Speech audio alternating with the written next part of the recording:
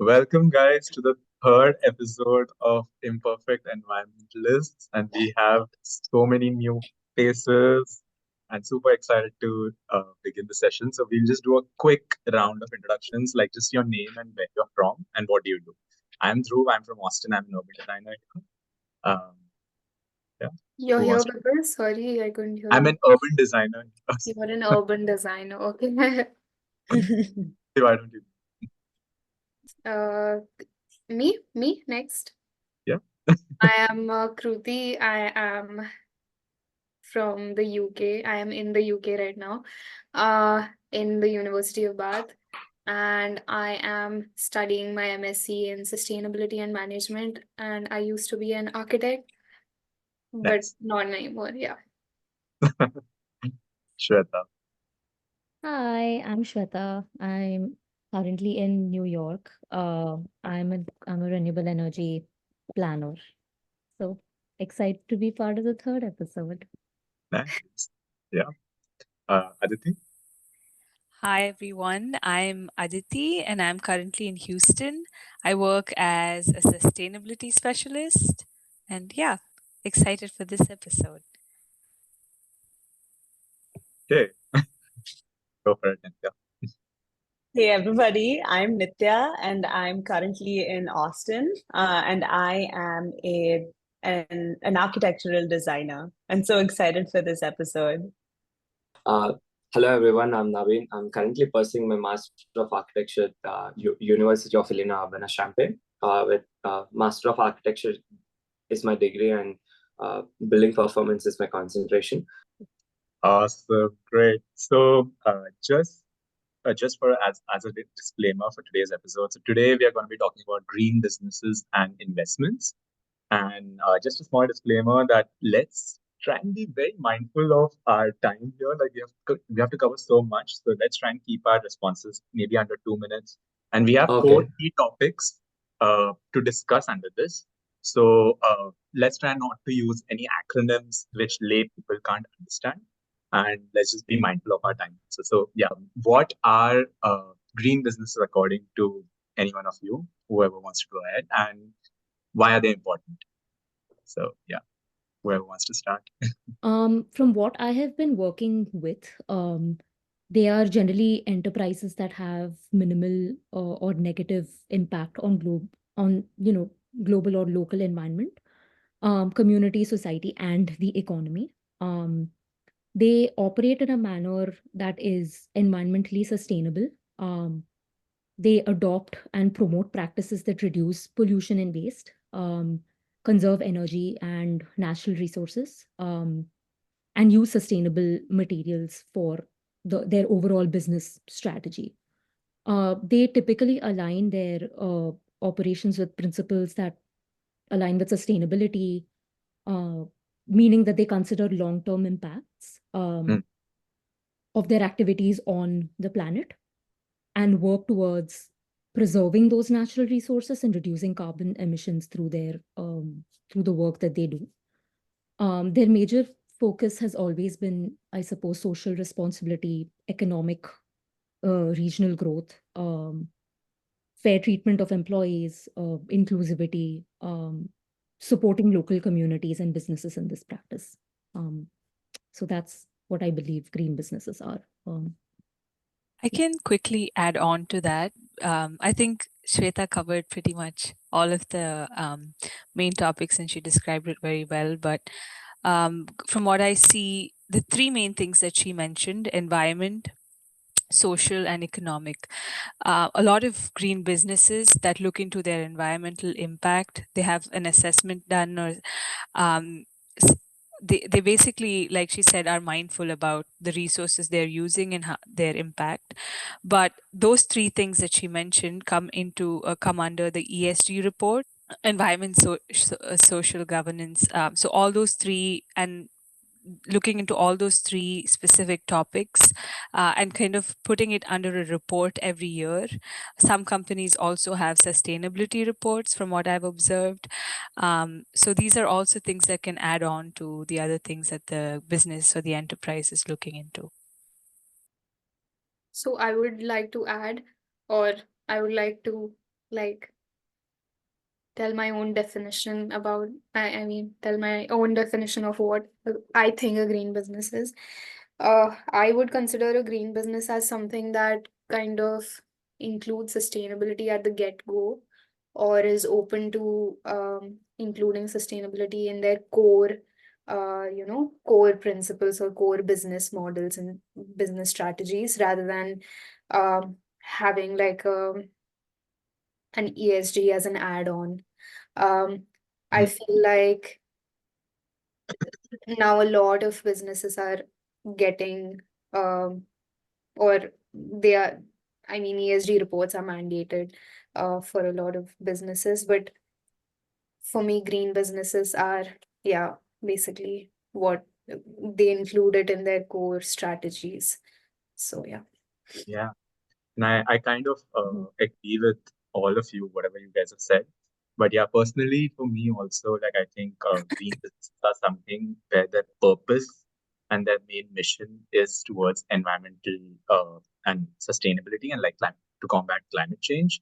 I don't know if ESG is like a mandatory thing for all green businesses. I'm assuming it should be, and we can probably discuss that in the next topic, the next question for this topic. But yeah, I personally think that the mission is the main thing. And I was also reading up this podcast yesterday that spoke about how whenever, like ESG or something is brought up in like financial decision conversations, sometimes CEOs of big companies start thinking that, are you like, why are you talking like a yoga instructor? Like we want to build profits. So it's just, it's kind of, it's really important for our generation to start looking into how financial profits can be linked to like sustainability and green aspects. So that's my thinking at least. I would like, yeah, anyone is No, going go ahead, next? Naveen. Go ahead. Yeah, I just like to add a couple of points from my experience. I've been meeting a lot of people in the past, like only through Instagram, but it is a community of zero waste and people who are very conscious of what's happening. So I think one such page I would like to share is I can't pronounce it correctly. It's a Kannada word. It's Ullisu, Ullisu, Ulisi.official. So it's handled by Mridula Joshi. So she's also one of the advocate for Fridays for Future. So through her business, what she does is uh, she's like based on the day-to-day needs, uh, like suppose it can be a reusable cup or a spoon. So she shares her story, and that was actually how she's I felt it was one of the green business in terms of what impact it is making. May not be directly related to the topic, but one such example of uh, you know uh, one person who is doing that business. And also they have this clothes swap thing where instead of buying new clothes, you go and exchange the clothes. So these are some initiatives that she's working on in Bangalore. Yeah, and Naveen, you should add this in Um, our chat as well. These resources, it's like really good information that you told us. Yeah, go Yeah, ahead. thank you. yeah, I don't have too much to add. I pretty much agree and echo everything you all said, but I just want to add that like green businesses don't necessarily have to do with just conserving the planet, but also like let it be like some kind of like clothing brand or like just like some kind of like supermarket like food delivery scheme. But when while goal setting, when saving the planet, or like just like doing like not hurting the planet in the process of like profiting from their business, when that becomes like a chief goal, I think like that by itself becomes like a green business, where parallelly while they're trying to make profits, they're also looking at how not to affect the environment and affect like just like local or like overall resources in the whole process. But Mhm. that's it. Yeah, no, that is really good information, and I think we all have covered like the basis of green businesses, and it would be good like if we also give each other some examples of which are really good green businesses that we know. Oh, Yeah. I think, sorry, Not- Shweta, did you want to say something? yeah. I was actually just coming to the example. Now that Nitya Oh, mentioned, there are clothing brands that do this. Bigger companies like, I think one of the biggest examples that I love talking about is Patagonia. I buy a lot of stuff from Patagonia because of how sustainable they are, even in terms of their services. So I Mm. think mm, being an outdoor and gear company and considering that a larger percentage of Americans do use, Patagonia and Colombia and companies like this, they have, for the larger part of their company, they have committed to environmental sustainability and ethical manufacturing processes, which largely focuses on reducing waste, using recycled materials, and supporting grassroots environmental initiatives in the US. And I think they have used organic cotton, recycled wool, and polyester in their materials to manufacture. And they, I think, also have pledged about 1% of their total sales to the preservation and restoration of the natural environment. So that's a pretty cool company. And I know IKEA and other companies like Tesla also. Tesla, of course, they focus on reducing carbon emissions. But yeah, one So of the that bigger brands. aspect is not, yeah, for Tesla, I feel the S aspect is still missing. They're focusing on the E Mm-hmm. aspect a lot. Yes. But yeah, for me, public transportation is a really big, I think, one of the biggest green businesses you can kind of look at in the cities. But yeah, one of the examples. Naveen, you had your hand up. You want to give an example? So I was thinking about this thing when it comes to the shoes and other things. So there is one company, Parley, Parle, in collaboration with Adidas runners or Adidas. They collect a lot of ocean waste and they make product out of it. And Adidas also Mm-hmm. pledged some percentage of their shoes would be from these waste. So reducing the ocean waste. And they also integrated very well with this uh, you know, they involve a lot of runners. I think I was conscious about all this when I was part of Adidas running club, and then they used to send these notifications where, run for a cause, or they used to have this month where every kilometer you run that, will clean 10 bottles. So that motivated me further. So, yeah, these are some initiatives that, big companies take up. And there are many other initiatives that I come across, like in small scale. So I think that's one thing that I wanted to add. Yeah, Yeah. those are some great examples. I think Patagonia is also a personal favorite, so I agree with Shweta. I like how, in addition to using materials that are sustainable, they also focus on a part of use concepts from circular economy as well, how to recycle, reuse to the best that they can. So any business that looks into circularity is very impressive for me. But one, I was just wondering if any of you have heard of this one. It's called Pila. I don't know if I'm pronouncing it right. It's Pela. And my phone case is actually from them and it's supposed to be compostable. So I'm going to test it out um, if and when it great. breaks down. Yeah. Yeah. That's awesome. I have I have, go sorry, Krithi, go ahead, go ahead. ahead. Oh no, I I just have, wanted to I just sorry. wanted to add to the Patagonia example.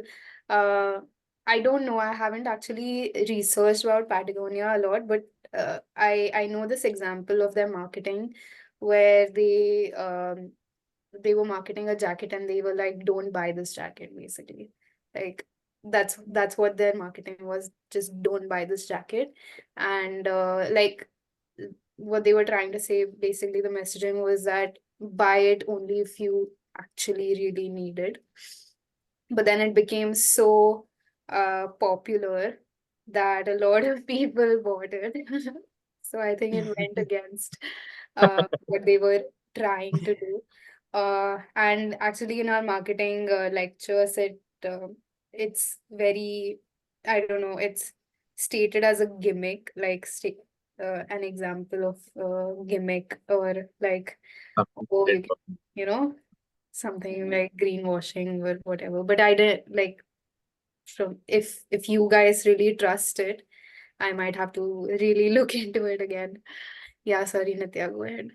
I just had like a few more examples that I have been using and I've been like needing to use. One of it was the Misfits market. So it's basically where like these fruit and vegetables that don't make it to the market because they don't look perfect, they basically get thrown away, and then they're either like put in landfills because they're large quantities that cannot be composted. And so these are actually delivered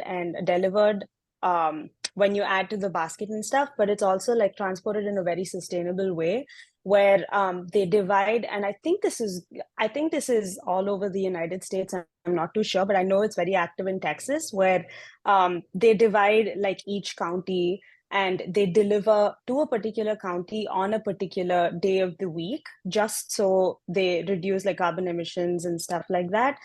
So that's called Misfits Market. I'll try to put a link in here. And then like there was another one called Made Trade, which I have used before, and it's for like clothing, shoes, like furniture, home decor, and stuff, which could be pretty expensive. But there's another one that I thought I copied and pasted, but it's called the Grove.co. So it's basically for like um, non-harmful cleaning products and compostable like trash bags. And even like they have like these fishnet bags that you could take with you when you're grocery shopping, because we all know when we go grocery shopping in the United States, they give you singular plastic cup bags to put like your fruit and vegetables in, which can be very, very bad, because in the end, like how many of us actually like recycle when like apartments do not have like recycling facilities and stuff like that. And so this is really nice too. And then, yeah, something that I started doing was, apart from Patagonia, which I've heard so much, I started like thrifting a lot, which is also sustainable fashion. Like go to thrift stores, first of all, saves money. It's a great bang for the buck if you get like lucky getting like some great clothes. But at the same time, it helps with like not throwing clothes away, or just like using them as rags. And in the end, they just go into like your waste basket. So those were the few Those quick are examples. I if anyone had any examples, I have to jump to a different question. Does anyone have any more examples? I have There's a similar thing in the UK. I just wanted to add. It's called Odd Box, like Misfits. You were saying, right, Nitya? So Odd Box. That's it. Yeah. Hey, okay. And Aditi, something. Dhruv, I'm not sure if we have time to cover this. Feel free to go over it. But I was just wondering if we should also talk about the whether it's actually affordable, a lot of these green No, businesses, sure. because that can be a Yeah. challenge. That is So something to discuss for sure. Yeah. No.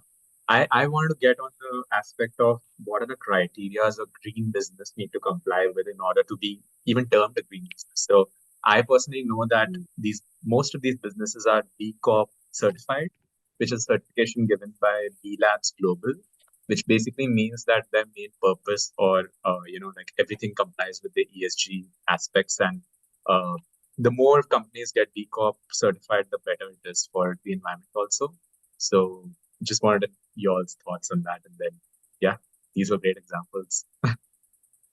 So I'm not sure if every company that we stated is B Corp certified. B Corps is basically if a company signs up to be a B corporation, it's legally mandated for the company to submit ESG reports and work towards the environment. Um, and have those specific goals. I'm not sure which goal, but like emission reduction goals. And I think there's a percentage that is stated by the B Corp. So the B Corps kind of works with the businesses and gives the certification, and it's renewed, I think, annually or biannually. I'm not sure. Um, yeah, so that's B Corps as far as I know. I think from my experience, I observe when our sustainability team achieves like a better rank or a better score in any framework or certification that we're working on, um, we celebrate, and it goes up all the way to the board. And it's something that's noticed something that's a great motivation for a company to strive towards. So I think B Corp is one such example, but certifications like these are great for businesses to at least move, if not be certified as a green business, at least move in that direction. I know a few other frameworks that fall within this area of being good for the planet or climate friendly or sustainable. Um, I'll have to go back and Google the full forms. I know you said don't use short forms, but the ones I know are SBTI, TCFD. There's one more. If I remember, I'll put it in the chat. But I know that our sustainability team, when we curate the report, we work on making sure that we, as far as possible, comply with these frameworks. And Shweta might be able to add more onto that. Mhm. So just a quick thing. SBTI is science-based targets, science-based targets initiative. So it's just like emissions again. It's a Yeah. And then TCFD's task force for climate action or something like that. Sorry. Okay. No, this is good. Like we should definitely put these links in group also so that people can connect with them. And I think Shweta mentioned let's define B Corp for our viewers. So like basically a certified B Corp corporations like these are leaders in the global movement for inclusive, equitable, and like regenerative economy.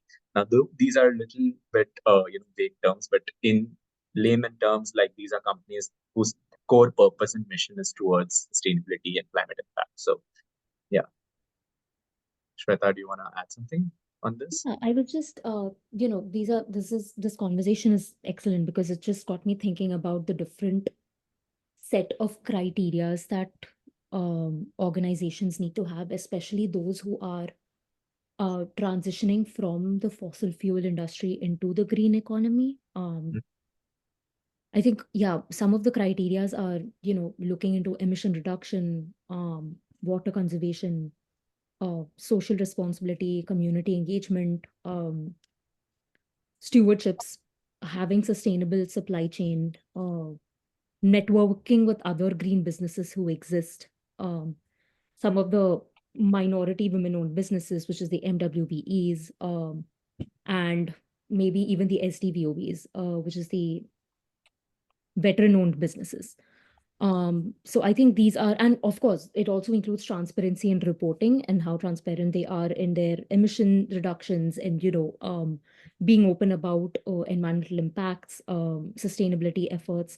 So I feel like these are also some of the strategies that organizations should be following or do follow when they are transitioning into the green economy, and certainly some of the criteria that are followed. So it's just got me thinking about that. But yeah.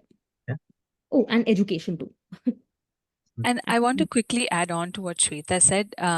Having these certifications is a way to keep companies accountable, the transparency aspect, because any company can go out there and say we do this and that, but how do we know for sure that what they're saying, they're not greenwashing and what they're saying is true? So helps with that too, for sure. Yeah.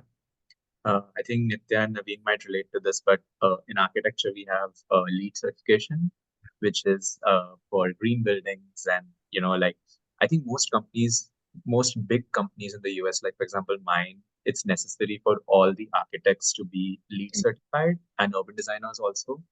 And yeah, I mean, if you all want to add something else on that as to what is the certification, let's say. I think in India also a LEED certification is given importance. But I found in the UK there's BREEAM, uh, which is more important than LEED. Building research establishment, environment assessment method or something. But Yeah. yeah, Naveen says IGBC and GRIHA is also a good certification. And Which these is certifications, actually, I have like, one point to make against this, like not going against this, but generally, if you go back to what Laurie Baker has designed and some other architects have designed, they were always sustainable. So And when it became LEED certified, it's a business owned. So it's the industry which is trying to push forward their materials as tagged as green. So that's something always feels controversial because that's standalone. It comes from business point of view, like for industry to push in their products. So sometimes if you look in the Indian market, I think in US market, and you go for large buildings, it's very much needed because the energy consumption and so many positives from it. But from Indian standpoint, if you look at the residents and if you want to go for green uh, or green certification, it costs you so much. And is it worth the cost? Is something that, is again questionable. Mhm. So LEAD, I think it's a great initiative to like start off with green building and not greenwashing, because one very important aspect of it is third-party verification after it's constructed, just to make sure that like these things, like let's say like the HVAC systems, air conditioning systems, and then like water management and things like that are actually functioning the way they have to. And it also plays an important role in educating the people who are actually like using this building. But at the same time, and there are like a few like downfalls and like shortcomings, mainly because it's like at a global scale, and context varies. So like in the United States, like you do need heating and cooling, but in India you can do with like passive cooling and heating techniques.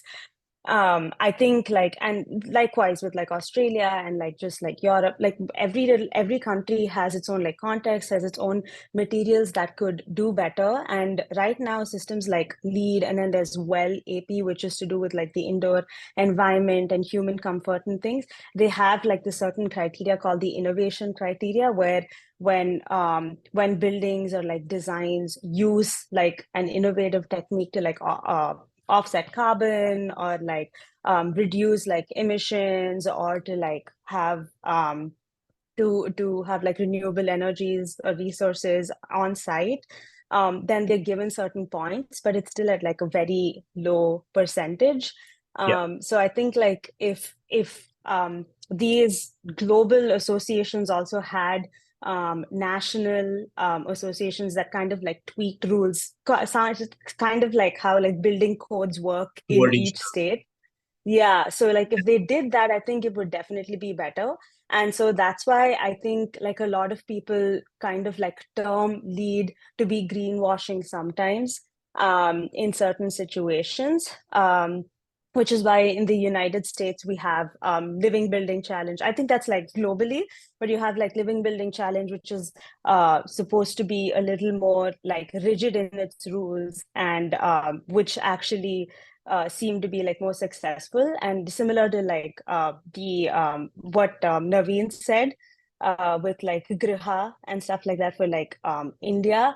And so like having like these national or like more like local rules might actually help in being more successful, but it's at least a starting point um, to Yeah. to be more mindful.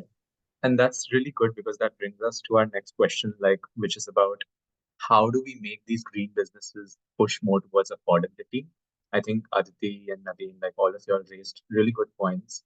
And I see two hands up. Maybe let's start with Shweta on this. I think right before that question, I would love to discuss a little bit about how do businesses enter into the green market. Hmm. If they are not, or especially if someone wants to start a new business, and they want to make sure that they are very compliant, um, there are companies who have enough money to know that there are resources out there, but there are a lot of businesses that don't have enough information about it. There is a ton of information online, but where do you get started? How as people who work in this industry support businesses to be able to get into this, and what kind of information do we put out there to say, okay, these are the resources available and this is how you can start becoming a green business? So Mhm. what does that look like for them?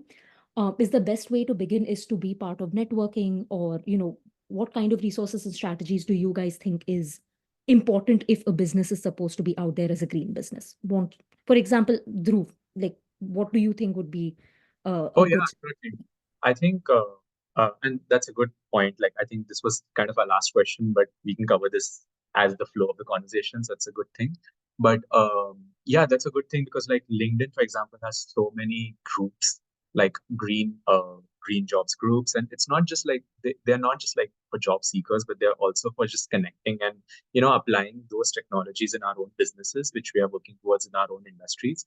And a lot of times what happens is that when you are following these groups, you also get to know like a lot of organizations, like which you guys mentioned, in which when you even apply for your projects, you get awards.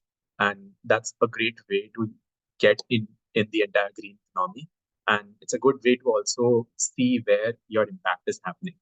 But at least that's my thing. But also I think just revisiting your purpose is one of the main things which companies need to do at all times if they want to be environmentally sustainable. Yeah, Kruti, you have your hand up.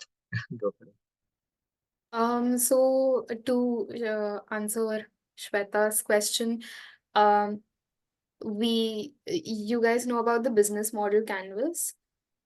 Kind No. of. No. Okay, it's just like it's just getting your business model on paper. So there are like 7 sections, which notes down your key partners, activities, where does your cost come from? I mean, where does your cost, I mean, what kind of resources does it takes up your money? Where does your revenue come from? What's your value proposition? And it's like a canvas. And we were taught that if you just put your things down on that, put your model down on that canvas, and you try to, so the leftmost part is key partners and the rightmost part is customers. So who are your key partners and who are your customers? So if that paper kind of can make a circle, or you can roll up that paper and your customers can become your key partners, that can be a circular economy model. So yeah, basically, if you can rethink that, whether your customers can even become your key partners, maybe like um, We see that happens when uh, in circular economy, when the customer has used your product and they give back some, the bottle or whatever, then something like that. Yeah. That's such a cool point. I never thought of it like that. But circularity is really, really cool. Also add to what Dhruv said about networking. The groups that you mentioned, I recently went to an event by the MCJ Collective. They had a meetup in Houston. I think it's called My Climate Journey, the full form, and you guys can look it up too if you don't already know about it. They have local meetups in different cities. The Houston meetup was very interesting because it was in collaboration with another group called Energy Tech Nexus. And the Energy Tech Nexus is a group of people, from what I understand, who are startups in the climate and energy space. And when I attended the event, I realized that it's such a great platform to connect with other companies. I didn't represent a startup, but a lot of other people attending the event were startups, and they were learning so much by interacting with the other person about steps they can take to change the way they're currently going. But also, other than that, I think knowing what your peers do. So, for instance, if you're in the oil and gas industry and you're looking to take up green measures, where do we start? What kind of frameworks should we be looking into? Should we be starting a sustainability report? If so, how do we do it? So, all those questions can be easily answered when you interact with peers in the same industry a lot of times who have already done that, who already have a head start. So, yeah, I just thought I'd share that. Yeah, a small thing I want to add over there as well. Like, I also attended an event by Climate Days. So San Francisco actually is pretty big in climate tech, and they have an SF Climate Week that's coming up for any viewers who are in SF. But basically, climate-based fellowship is something that their company has recently started, like 3 years back, wherein you could be in any profession, but if you want to know about any kind of how do you incorporate more sustainable like climate elements in your projects and businesses. You can do that fellowship and get connected with people. And yeah, just thought I'll add that little plug-in for us. A couple of points may not directly relate to the topic, but I was looking at how large organizations can make a huge impact through this. Like uh, my university, it falls under Big Ten League. So all these people, they have their own sustainability groups. So they meet once in a month and they discuss, they share case studies of different example. So I was working on packaged water bottle research versus carrying your own bottle. So that's the initiative we're pushing forward this year.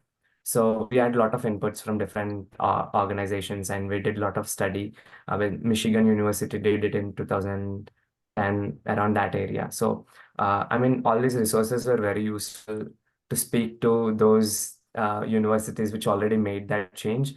And just imagine 10,000 students doing that and repeating it 10 times is such a huge impact. So Yeah, that's a good point.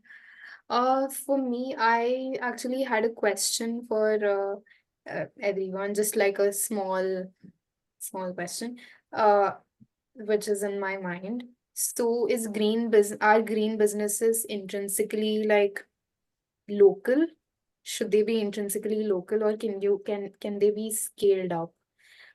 Because when I think of a business that is scaled up, there's a lot of logistics that takes place, and then like if I start a green business taking lab waste, suppose, and making recycled again lab equipment and giving it to certain labs around me. If I scale that up, it won't be green anymore, right? If I take lab waste from all over the world, then I'm just stuck in this mindset that green businesses are intrinsically very local and they should use local resources. And You should listen to this podcast called Scaling Climate Tech. And I mean, that's kind of related more towards climate tech, but I'm sure there are more ideas for this. But like, for example, Climate Base, that business is a green business, which is like kind of scaled globally now. And I personally, I feel like a business that is scaled globally needs to also have its own regional goals and regional like aspects to it. So yeah, there are a lot of podcasts regarding scaling small green businesses. So yeah, Shweta.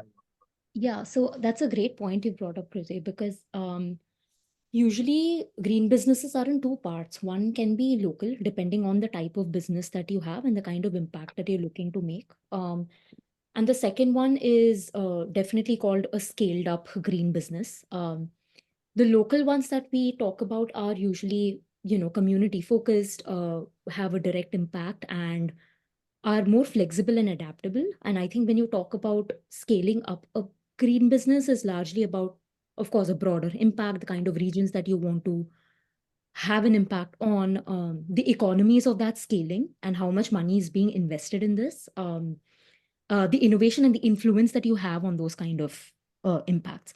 So, for example, the work that I was doing in offshore wind is entirely green, but it's a Mm, green business, and it is against region and also nationally. Uh, does not mean it doesn't have an impact on local communities. It is local as well as on a national scale. mm, So definitely it depends on the amount of money that is being invested, or the kind of impact that you're having, and also the scale at which the impact is being done through that business. So it all depends on what the business is, what kind of networks are out there to support scaling of those businesses, and of course, what kind of business it is that you're yeah, looking to scale up. and So it might also depend on how you scale up, right? Like, yeah. it's like think global, act local. yeah, Yes. yeah, exactly. And Dean had a really good question. Do green businesses fail over long run if they don't have enough support? And I feel that kind of gets to the topic of impact investments and how do these like just to define impact investment for everyone, like impact investment is basically investments that directed towards core businesses that have impact towards the society and the environment. So why is impact investments important, and like what is impact investment for green business, like how can green businesses get more investments and support? themselves? Like, to getting back to Naveen's question. So there's a whole like climate finance kind of sector where banks basically, or asset managers, they try to look at who's doing what and how much impact on the environment does the business have before investing into or giving money or loans to that particular business. They still invest in companies that are not uh, green businesses at their core, but asset managers then kind of go ahead and work with those businesses to get them into the mindset of kind of, greening them. Oh, Quick now question. Is it related to specific context? Does this like, is it the same in like, Indian context, UK context, and US context, or does it vary? Uh, I think it varies, but I think there are mutual funds that in India as well that invest in Yeah, more green businesses, I feel. that's climate insurance, which is a big thing, which Right. basically Yeah. is like that. Yeah. So, to answer the question about how to get investments, I think the same group that I mentioned, MCJ Collective, I noticed they have a venture capital branch. There are also other climate incubators. So I think there's one in Boston, one in Yeah, Houston, the same one, Greentown Labs. I can share a link. So I think climate tech incubators are great opportunities for that as well. yeah, Shweta. I love Greentown Labs as a resource. Yeah, It's so good. They're all climate tech startups, sustainability, resilience, everything put together in one uh, website. So it just depends on what your goal is and what you're looking for, and you can find to connect with those companies. It's a great resource. Talking about investments, I know that there are two ways in which projects can be invested in. One is developers who already have money. They come in with $1 billion and say, okay, this is the money that I have. What do you want me to do with this? Second is companies who are looking to be invested in can mm, either reach out to developers saying this is the kind of project that we want to develop, or there are government grants that are available, millions of dollars that are available with the government, and you can just respond to RFPs and say, this is what I want to use the money for, and I need money. So I think essentially there are two parts to this: when you respond for money, when you respond to seek investments, or you are looking to invest into businesses. One is understanding, achieving financial returns, mm, and also generating positive and environmental and social outcomes, all to deal with focusing on sustainability, looking into growing market demands, the regulatory support, understanding the risk management of the money that is being invested in these projects. So I think those are some of the aspects that businesses generally need to think about before either seeking money or investing money. I know there are a lot of disinvestments that are happening in renewables because they don't understand. I mean, it's not like they don't understand what the return of investment is. It's mostly because if I had billions of dollars and I'm putting it into an industry where I don't know what the return of investment might look like, say mm, 30 years down the line. For example, see, renewables is a very new sector and it is still being built on. Whereas when you have return of investment on something, say fossil fuels, you can see the money generated in 1 or 2 years of your investment. But this is not going to happen for the next 30 years if you put in billions of dollars into renewables. So I yeah, think there's a lot of mistrust in the system. And also the kind of time that is being invested is a lot, and you don't see the return of money as quickly. So people need to have a little bit of faith when they are investing in green businesses, because I think the impacts are not going to be immediate, and people need to realize that this is not going to be immediate because it is going to take time to shift industries and sectors. It is yeah, not going to be that easy. There are so many gaps that need to be addressed in the process. So I think looking into all those, of course, countries also have a ton of debt that need to be paid off, and I understand why parties like the Republicans are pushing for fossil fuels to be more because they need to pay off the country debt. And the only way to do that is through the return of investment that is available through fossil fuels. And you can quickly get out of that debt. But a little bit of faith will push us a long way. Sorry, I just took it on a different tangent, but No, that's good. So I think this is what I found like over the time when I watch a lot of videos and other things, you rebel within yourself that you want change, but it's going to be very slow and it's going to take time. And uh, you live in a capitalistic world where everything is calculated for every minute. So I think it's very tough to find that balance. If you want to run, people may look like if you want to take that step, you may be looked at as a fool, but you know where you're going 10 years down the line. So that's actually, a lot of faith and, courage to do that. That's why I think meeting all you people made huge difference because Um, nobody gathers that courage to start these initiatives I think it's a matter of consistency from now on once you start. So, yeah.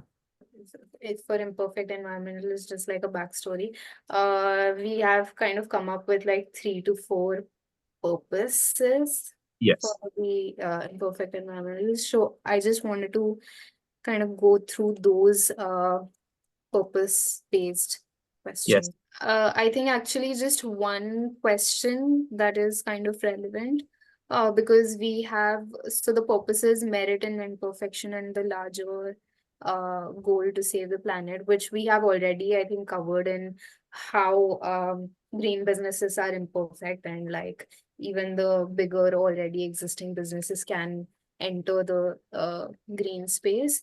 Um, Trying to be more mindful as an individual and a professional organization. So I think we just need to cover this point, like um how are you more mindful as an individual mm, with respect to green businesses? So are you um do you always go out looking for green businesses to consume things, or yeah, as an individual, how can you be more mindful? I have this on my agenda to kind of look at zero waste stores and buy more local produce rather than more like, because everything in the UK comes in plastic and it comes from uh some South Africa or somewhere. And I'm just like, I enter the store and it's just all whenever I see fruits, it's from South Africa. So I'm trying to locate more farmers markets, even though they're kind of expensive. I'm trying to like allocate funds towards that. And yeah, basically that's me. what I'm trying to do is just educate myself, and I feel education has a lot of power. And the more I educate myself, the more um, imperfect, even though I am, like the more climate oriented I become. Like recently, my mom shared an article how having a baby is like such a big impact, like compared to anything. Like you're using flights, anything. She's like, it's totally fine if you don't have a baby and you just adopt. And I'm like, wow, thanks. So like, I think education is my main key. So will you be educating yourself about green businesses more, or Hopefully, yeah, okay, hopefully, like around your area maybe? yeah, around my area. Locate green businesses. That can be a pledge. Yeah, more than that, before that, putting before even locating those businesses, just get to know why are they important. Like in my head, I'm still trying to create an argument as to why is a green business important and why is it beneficial to an economy as opposed to like financially. So again, like convenience over purpose, right? Sometimes. So like if it's really expensive, I need to have a strong enough reason in my head to know that this Hmm. is expensive, but I am doing it for a certain cause. So Maybe you can look at alternatives and what impacts those alternatives has on the yeah, environment, and that might motivate you better. I think generally whenever if I, for instance, I was thinking my sports shoe that I've been using to go to the gym, it's been like, I don't know how many years, but it's starting to slowly fall apart. But what I do is, see, and I know this is not something for everyone, but I try to use it until it's death, like until it's totally gone and dead. And so when I'm looking into like new shoes to buy, I was researching a little bit about companies that reuse or create shoes out of plastic. And if you guys have suggestions, please send them my way. I think I came across Allbirds. I think they have a pledge, but I'm looking for more options so that Even I know. Nike, even Nike Oh, has. Nike has one. Yeah. Yeah. But I'm not sure. Like even Adidas has like an ocean plastic line or something like that. But those are gimmicks and greenwashing, I feel. Not I feel, but it's been documented that they take new fishing nets and make the shoes out of that. Yeah. But That's just sad. But yeah, I guess that's another thing, right? Like we can do our best, but sometimes the system is corrupt. It's hard to yeah. fix it sitting here. I think I would definitely, like you are, try and source more local food. That would be my next step. Again, I'm being a little ambitious like Aditi is, but hell, let's just be ambitious. But yeah, that's definitely something I would love to do. Yeah. What I started actually doing is uh getting uh pots of mint and coriander instead of mint and coriander and trying to grow them. But I grow them on top of my heater, so they all die. But I'll do it better next time. But I yeah, killed my mint plant a couple of days ago. yeah. But that's I think locally sourced. If obviously I don't Yeah. think they import that from South Africa or something. And Yeah, even if they do, I mean, if you're growing them after a point, it's local. yeah. Is it local? Yeah, Yeah. I have a tomato plant, but I have no hopes. Let's just, I don't know. Oh I'll yeah, try you to have a repot it. backyard, right, Aditi? Not a backyard. I have like a balcony set up, so I'm trying to whatever I can fit over there. Yeah. Yeah. Oh. Okay, thanks guys. This has been amazing. An amazing session.